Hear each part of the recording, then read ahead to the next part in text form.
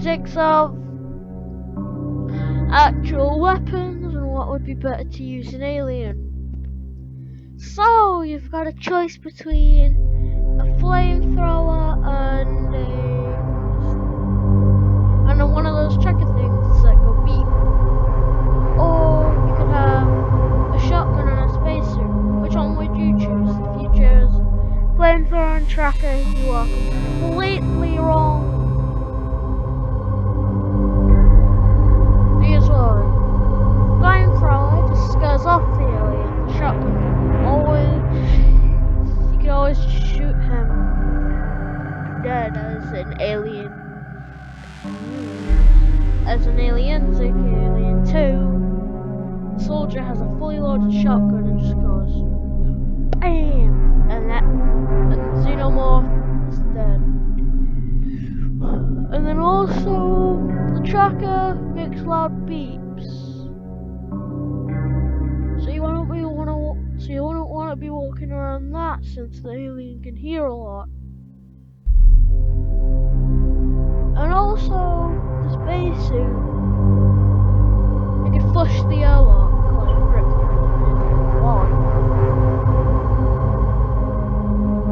She flushed the alien out the airlock. I still wouldn't kill it, since I don't think the alien breathes, but really think about it. And the movie, when the escape pod jets again, the alien gets hit and is pretty sure for dead. Unless he's not dead from the impact, he'd be floating in space by now, and possibly just be floating in space stuck.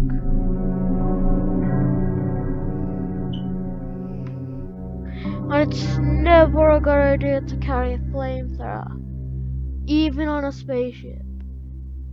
If you do, then you light it up, you're basically just trying to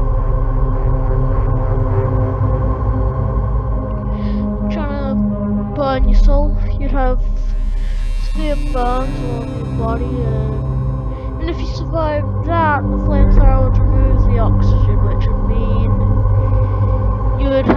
you'd suffocate 6 minutes after you had the burns, and you'd be too injured to reopen the door, since you'd have burns all over your body.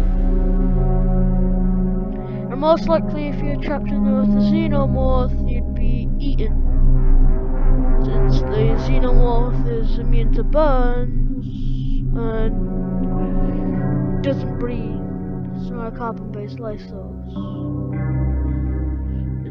Actually doesn't have any base life source, it doesn't even breathe. So anyway, if you were to have that on your ship, you'd most likely have to flush it out the airlock with the spacesuit on, or take the escape pod, which it could be chilling on, So you never know, you might have to flush the airlock anyway.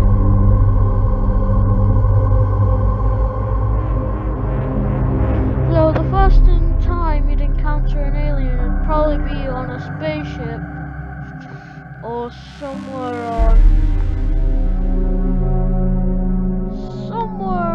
on a planet that has one of those infected ships.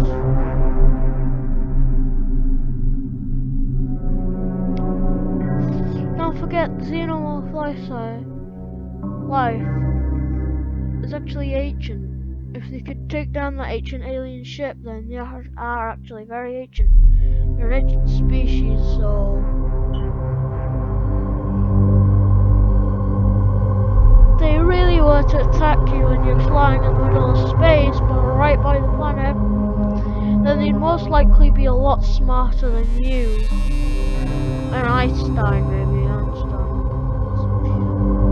So an ancient species, they would have evolved to know a lot. Anyway,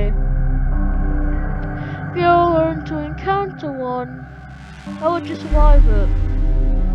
If you chose shotgun and spacesuit, you can most likely shoot it. If you chose the flamethrower and tracker, you can most likely flame it and run off. It'll most likely find you again because you're making a lot of noise.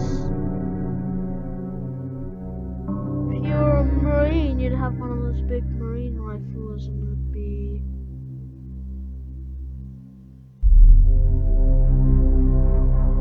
would be thing, but...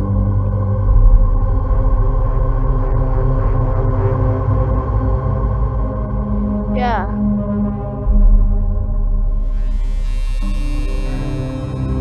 So, if you want to survive an alien, you should never explore random planets with weird distress signals. In the first place, that's what happens in every horror trope.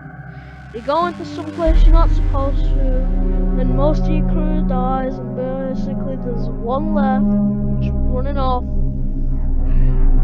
escaping through the exit, or escape pod or whatever, in case it's sailing as an escape pod, just running through. But if you're on a station like Sevastopol, how would you survive it? The power's completely down, you gotta turn all generators on around the ship.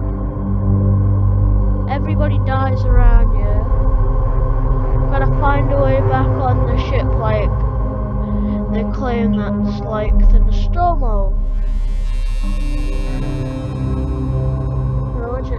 That allegedly leaves you. So, how would you survive? Well, first you get to communications, you gotta fix that. You're gonna dodge all the Joes. If you're sneaky, if you're gonna run right through, you might wanna hide in a locker really quickly. Or anything you can hide in. The Joe will probably not spot you. And then the Xenomorph runs up at multiple times and never attacks the Joes. The Joes can never die unless you find a way to blow them up or shut them down. And then even though they are a lot, they can't really die from much. They still can kill you pretty easily. They really will just attack you.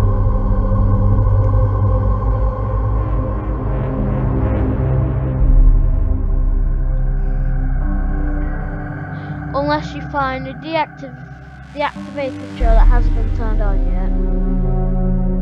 And it's friendly still because it hasn't been turned on and turned hostile.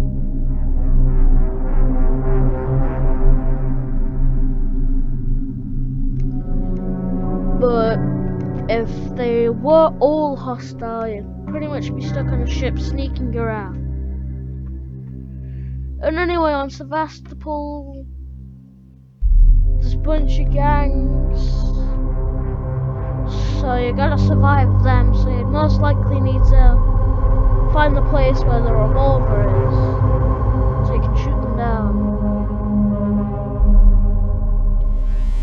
And the security on that ship, aka the Marshals, have no decent weapons, they've all got revolvers.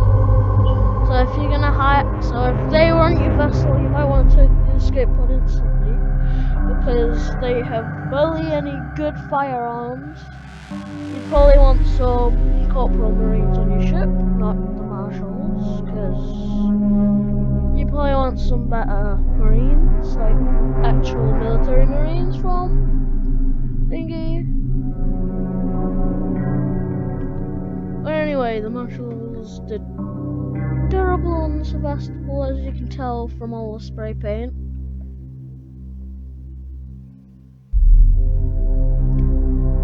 And everybody's speaking about how the Marshals are bad. So you can tell they did a terrible job. Not as terrible as the captain of the ship that just completely abandoned you. I was like,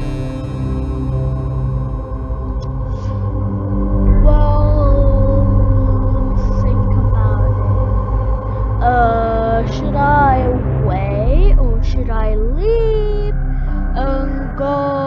somewhere else, maybe get some food from a fast food restaurant that still exists, or go make myself a hamburger. Yeah, you wouldn't want to be part of that program to go save Sevastopol for the Nostromo flight recorder. But anyway, guys, that was some science. That was some not science, but that was some theory on why the tracker wouldn't help you. See you later, and I hope to see you soon. Bye. Wait for Saturday. See ya, and stay tuned for more movie explaining.